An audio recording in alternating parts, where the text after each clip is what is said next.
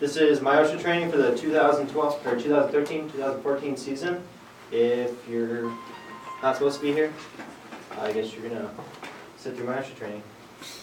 My name is Keely Smith. I'm the referee manager this year. Nick Leno is not with us tonight, but he is the rink manager. And Corey Ernst in the back is the Cocoa Shack manager. Before we start, I want to introduce the shift supervisors. You will hear me reference them many times. Sam Slade and Jill Tesla. We are missing two of them, Jason Baker and Leandra Lundo. So, quick overview. We're going to have this split up into kind of a general meeting for everybody and then referee specific. So, if you're a ref, you're stuck here longer with me. So, again, just want to emphasize the importance of the shift supervisors. They can typically be found on Silver Rink. And regardless of what position you're doing with Broomball, they are your first line of, I guess, communication with the Broomball management. So, sexual harassment certificates, nobody turned them in yet, which is good. I'll collect those at the end. So when you're released. So sexual harassment incidents, if you look it up, this is the definition. We're not going to go with that. It's wordy. So simply enough, anything that can be taken as sexual in nature is a sexual harassment incident. So what do? Referees, you're going to get your shift supervisors involved. Rink staff, same. Cocoa Shack, same. I mean, again, very common theme that you will find throughout this entire training. Refs will actually go over what to do for a sexual harassment incident for a game situation.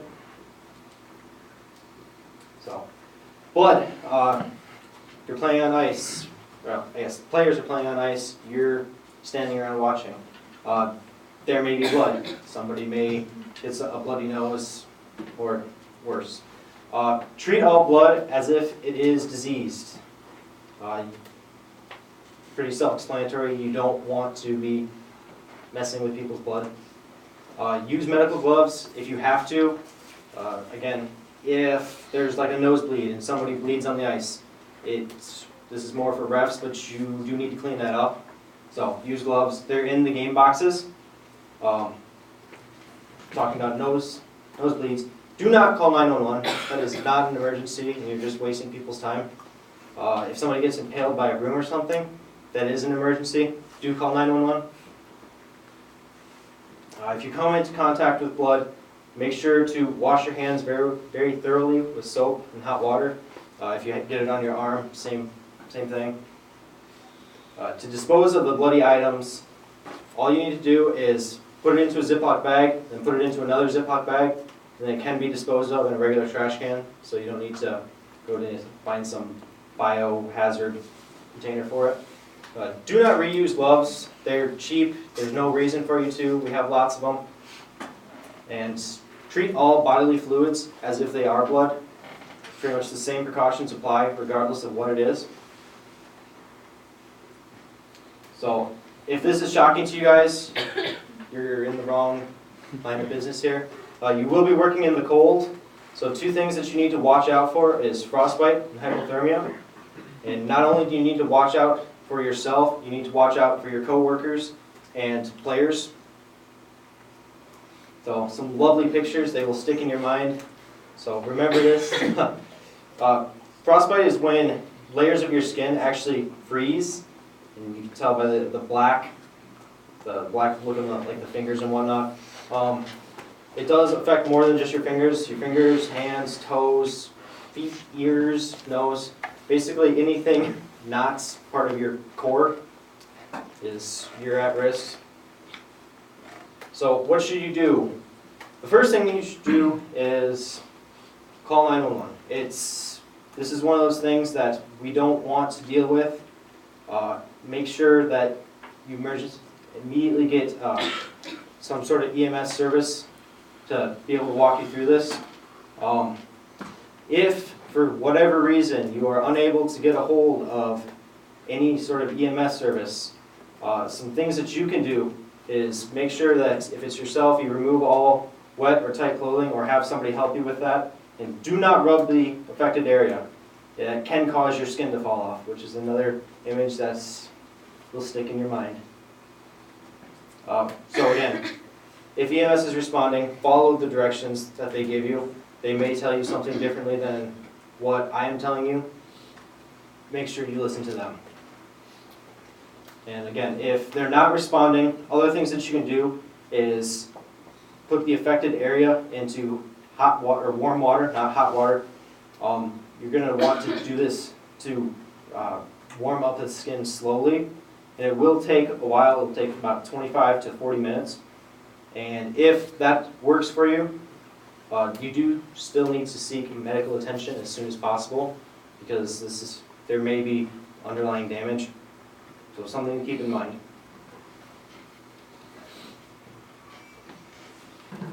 The other thing is hypothermia. This is when your body drops below 95 degrees Fahrenheit.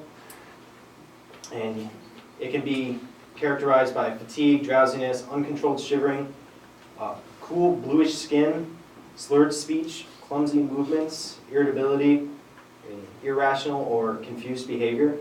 I realize that some of this stuff may be hard to identify, but do your best.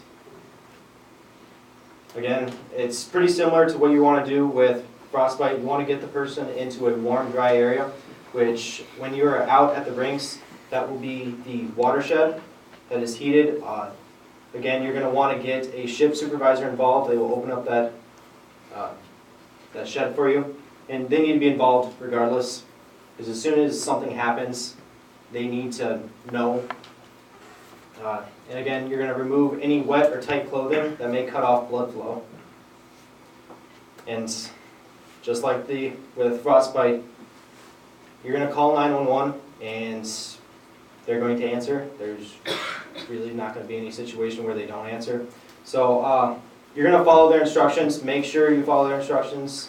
They know best. They may instruct you to get the person something warm and sweet. Avoid coffee, tea, and alcohol. Have the person try and create body heat by moving. You do not want to rub the person's body, and you do not want to place them into warm water. That can stop their heart. So again, follow EMS instructions. So how to protect yourself. Recognize that you will be working in cold. Again, should not be surprising to you. It's Broomball. We're out in the cold. Stay vigilant. Watch for signs of cold-induced illness and injury. And again, that's for yourself, your co-workers, and players. And wear proper clothing. The shift supervisors will send you home if you're not wearing appropriate clothing. Well, that was interesting. And it will count as a missed shift, so you don't want to do that. Dress responsibly. You're all adults. You need to dress like it. If you are cold while you work out there, between games, if you absolutely need to, go to DHH. It's unlocked. You'll be able to be there. You do need to make sure that you're not there for that long, because you do have a responsibility if you're a ref to be out at the games. If you're Coco Shack, you have a responsibility to be in the shack, and rink staff, you need to be out at the rinks. Maintain a good sleep schedule. It sounds very trivial because we're college students and that doesn't really happen, but it does help because you do need energy to keep yourself warm. And there's hot cocoa out there, so if you're cold, drink it, it helps. And eat warm, high-calorie food before work. If you have cardiovascular disease, diabetes, and hypertension, you are more at risk. Be aware, you know your medical conditions. Make sure that you know what is going to happen with you, and make sure you prepare for it. Make sure that you don't have that you talk with your doctor to make sure that any medication is not going to make you more susceptible to cold. So, slips, trips, and falls. You will be working on ice and packed snow.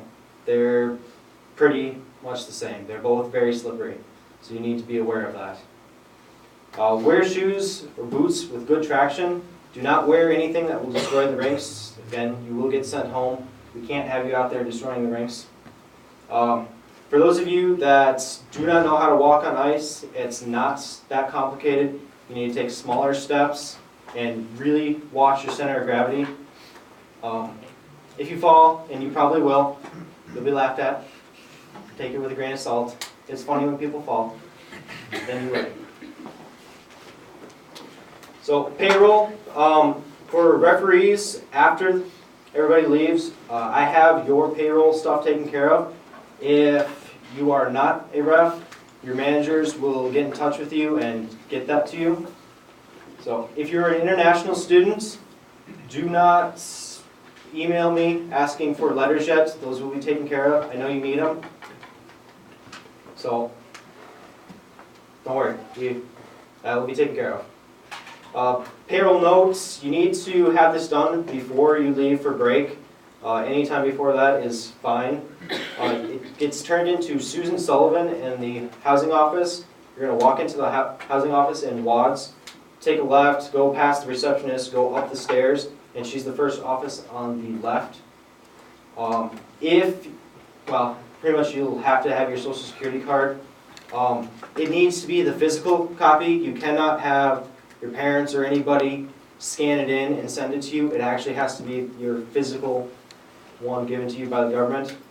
And you probably will need that for your I-9. So any form of identification, it has to be the physical copy. I know it kind of sucks, but that's the way it is. Very important, do not leave your payroll stuff on her desk. She has to accept it from you, and she has to scan your documents. You cannot do that, and you cannot leave it on her desk.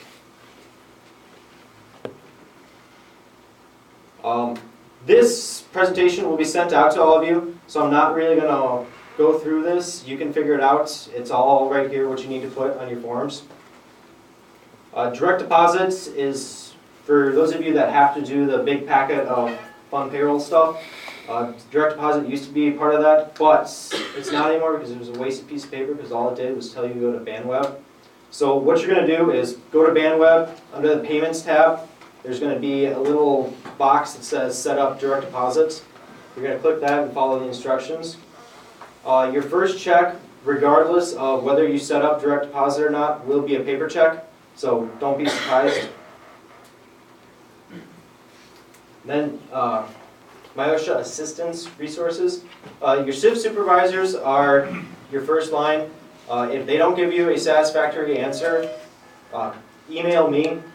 If I don't give you a satisfactory answer, there's a Occupational Safety and Health Service office in the admin building. Either call or go there. So, does anybody have any questions?